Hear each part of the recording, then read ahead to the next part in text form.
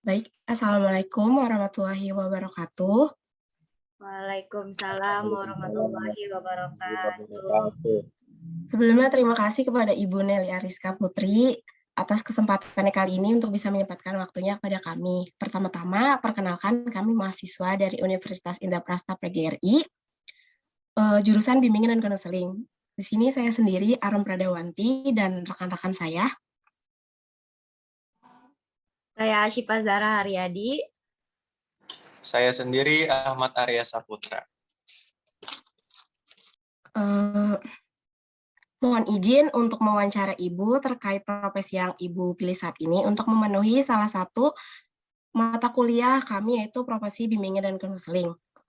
Baik, karena saya dan mungkin teman-teman saya ada yang belum kenal dengan Ibu, kami persilakan untuk Ibu memperkenalkan diri. Terima kasih. Baik. Assalamualaikum warahmatullahi wabarakatuh. Waalaikumsalam warahmatullahi wabarakatuh. Sebelumnya, perkenalkan nama saya Nelly Ariska Putri. Umur saya 24 tahun. Saya lulusan dari Universitas Islam Syarif Hidayatullah Jakarta, jurusan Pendidikan Agama Islam.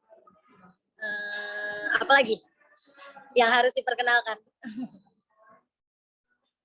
Saat ini Ibu ngajar di mana? Saya ngajar di SMP Negeri 29 Jakarta, di daerah Jakarta Selatan, sebagai guru mapel Pendidikan Agama Islam. Baik, mungkin untuk perkenalan ini cukup, jadi kita lanjut ke sesi berikutnya. Mohon izin saya sebagai moderator dan rekan-rekan saya mengajukan beberapa pertanyaan. Sekiranya Ibu dapat menjawab, kami persilakan. Pertama, pertanyaan dari saya terlebih dahulu. Bagaimana dengan pendidikan yang Ibu tempuh untuk mencapai profesi guru saat ini? Pendidikan yang saya tempuh untuk menjadi profesi sebagai seorang guru, sebelumnya harus kuliah dulu ya, terlebih dahulu. Kuliah jurusan pendidikan. Nah, kebetulan saya ngambil kuliahnya itu jurusan Pendidikan Agama Islam di UIN Syarif Hidayatullah. Nah, tapi sebelumnya kalau emang ingin menjadi seorang guru, itu harus mengikuti kuliah PPG dulu ya, kuliah profesi sebagai seorang guru.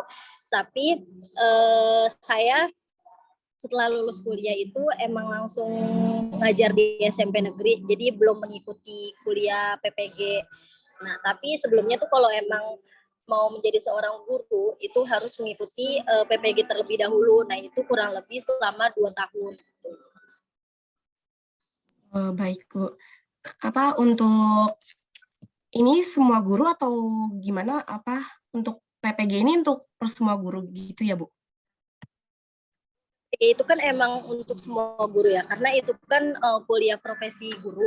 Tetapi kalau misalnya banyak mahasiswa yang setelah lulus kuliah pendidikan itu langsung ngajar gitu kan. Nah, jadi sebenarnya PPG itu tuh wajib, tapi kalau misalnya emang udah keterima terlebih dahulu sebelum PPG, ya nggak masalah gitu. Tapi itu sebenarnya wajib buat guru. Baik, terima kasih. Lanjut aja ke pertanyaan yang kedua. Nah, kan di dalam sebuah profesi pasti adanya kode etik. Nah, kode etik sebagai guru itu seperti apa?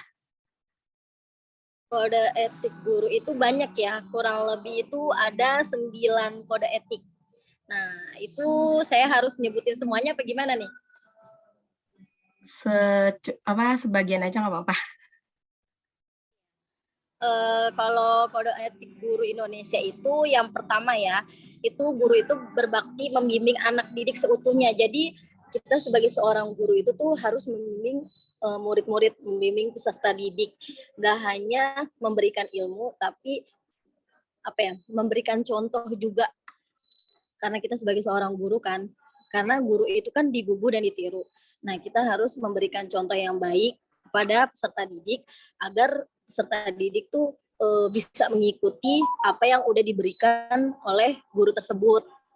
Nah, terus guru juga memiliki kejujuran profesional dalam menerapkan kurikulum sesuai dengan kebutuhan anak didik masing-masing. Jadi guru itu tuh harus memiliki kejujuran profesional. Nah, setiap guru juga harus bisa memahami karakter murid-muridnya ya, karena setiap murid itu mempunyai karakter yang berbeda-beda.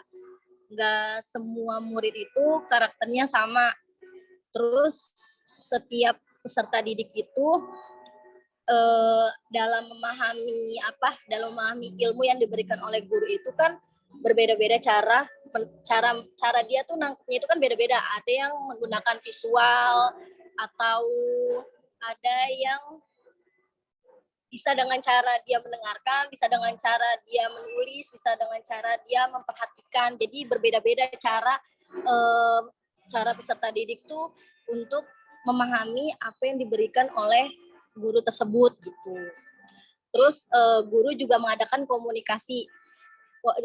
Jadi seorang guru tuh wajib bisa berkomunikasi kepada peserta didik. Kalau misalnya nggak ada komunikasi atau miskomunikasi, itu guru itu nggak akan tahu gimana karakter murid tersebut, terus sifat murid tersebut. Nah, terus guru tersebut tuh nggak bisa memahami gimana karakter peserta didik masing-masing gitu. Terus guru juga menciptakan suasana kehidupan sekolah dan kehidupan kelas yang nyaman, yang aman, yang tentram. Kan banyak ya murid yang nggak suka sama guru ini, guru itu, karena guru tersebut tuh nggak bisa memahami karakter muridnya. Tapi kalau misalnya kita sebagai guru bisa memahami karakter murid tersebut, otomatis murid tersebut tuh bisa dapat kenyamanan di dalam kelas tersebut. Itu sih menurut saya. Ya, baik ya Bu, terima kasih untuk jawabannya. Ada pertanyaan lagi, saya ingin menanyakan, apakah guru itu harus terlihat selalu benar ketika menerangkan kepada anak murid? Itu bagaimana sih, Bu? Kalau dibilang terlihat selalu benar, kalau dari pribadi saya sendiri ya, yang namanya manusia itu kan nggak semuanya benar, pasti ada kesalahan. Tetapi karena kita sudah menjadi seorang guru, otomatis yang kita sampaikan itu harus yang benar, nggak mungkin yang salah. Nah, tapi balik lagi ke diri masing-masing. Kalau misalnya emang gurunya salah, itu murid punya hak untuk untuk memberikan koreksian gitu loh. Jadi nggak harus terlihat benar juga, walaupun dituntut untuk menjadi benar gitu. Terima kasih ya Bu atas jawabannya. Oke, lanjut aja ke pertanyaan selanjutnya. Mungkin ada teman-teman yang ingin bertanya, dipersilakan. Oke nih Bu, pertanyaan selanjutnya. Biasanya materi yang Ibu berikan kepada siswa-siswa seperti apa sih Bu? Kalau materi yang biasa saya berikan kepada siswa itu, biasanya materinya itu diskusi. Tapi nggak hanya diskusi, jadi setelah saya menyampaikan materi yang ingin disampaikan, setelah itu kan ada sesi tanya jawab kepada siswa. Nah, biasanya kalau diadakan sesi tanya jawab, itu banyak siswa yang males buat nanya, ya kan? Nah, karena di situ posisinya siswa mungkin dia takut untuk bertanya atau emang dia nggak mau nanya. Nah, dari situ setiap saya ngajar, itu saya selalu menerapkan teorinya itu dengan cara games, bermain games gitu. Jadi setelah saya menjelaskan materi, itu saya adakan games biar mereka tuh dituntut untuk menjawab pertanyaan yang dari materi yang tadi saya udah sampaikan. Jadi biar mereka kayak ngerasa dituntut, oh gue harus ngerti nih sama pelajaran yang tadi Ibu jelasin. Kalau enggak, otomatis gue nggak bisa jawab, otomatis ntar gue bakal kalah apa gimana gitu. Jadi materi yang saya gunakan dalam pembelajaran itu dengan cara diskusi, kemudian tanya jawab, setelah itu games, biar murid-murid juga ngerasa relax gitu dalam penyampaian materi yang saya berikan di dalam kelas tersebut. Nah, alasan apa yang menjadikan Ibu memilih profesi sebagai guru? Alasan terbesar saya, pertama, karena saya udah terbiasa mengajar ya. Terus menurut saya profesi guru itu profesi yang paling mulia. Yang pertama, dapat pahala. Yang kedua dapat wawasan. Terus apa lagi ya? Kita tuh bisa kayak jadi mereka, tapi kita juga bisa ngelihat dari gimana sih bahasanya?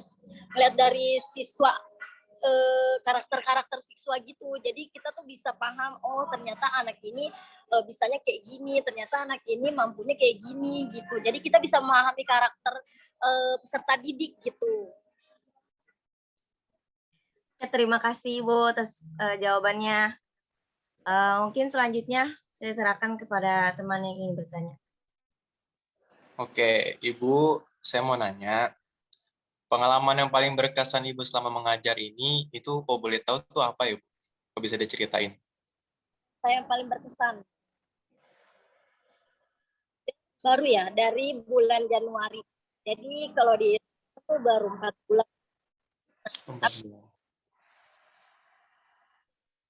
Didik ini merasa materi terasa yang diberikan games, terus dengan cara ya, nah di situ tuh saya merasa kayak berkesan sebagai seorang guru, merasa kalau guru itu tuh apresiasi guru.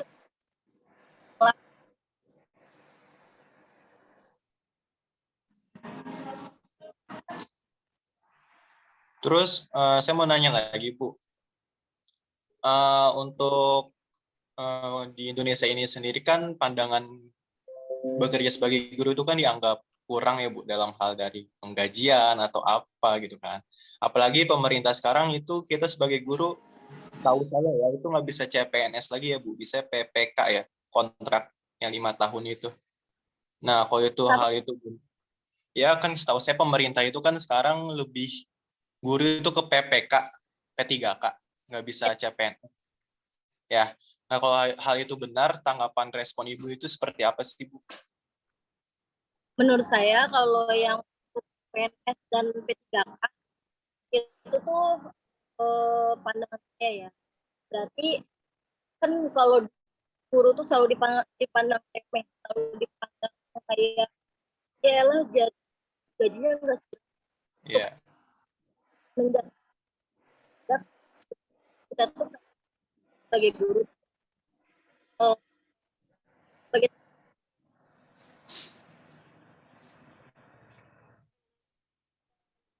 yang lebih besar gitu. Kalau dulu PNS kan gaji guru berapa kan?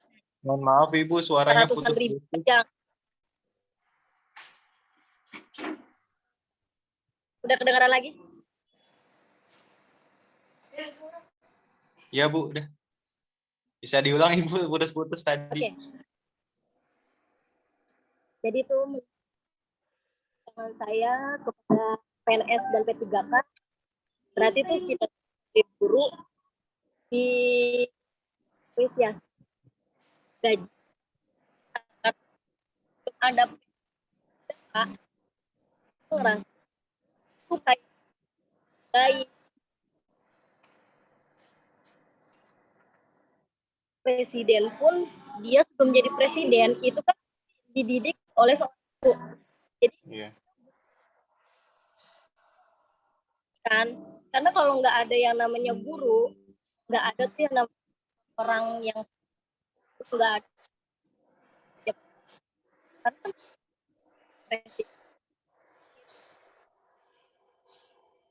yang dulunya diajari oleh seorang guru gitu. Nah, makanya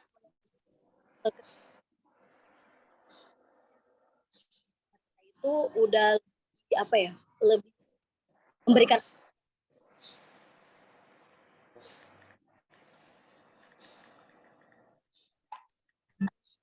usaha lagi. Ya udah, mungkin itu aja yang bisa saya tanyakan Ibu. Terima kasih atas jawabannya ya. Sama. Baik, terima kasih sekali lagi Bu atas waktu dan kesempatannya yang telah memberikan kami kesempatan untuk mewawancarai pada hari ini. Kurang lebihnya kami sampaikan mohon maaf. Wassalamualaikum warahmatullahi wabarakatuh. Makasih ya, Bu. Waalaikumsalam Maaf ya kalau warahmatullahi wabarakatuh. Ya, Ibu nggak apa-apa. Ya, nggak apa-apa. Makasih, Bu. Terima kasih, Bu. Terima kasih, Ibu.